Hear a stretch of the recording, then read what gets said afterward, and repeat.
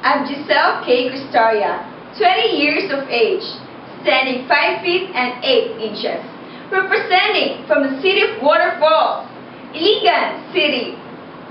My environmental advocacy is reforestation. A lot of people have suffered from different calamities. I, myself, have experienced a tragedy way back December 2011, the Typhoon Sendong. I saw how those huge logs affect homes. That is why I stand here wholeheartedly to promote reforestation. Representing my hometown, Iligan City is one of my joy and pride. That is why I decided to join Miss Earth Philippines. For in this way, I will be able to showcase to the nation how wonderful, beautiful, majestic Iligan City is. Thank you.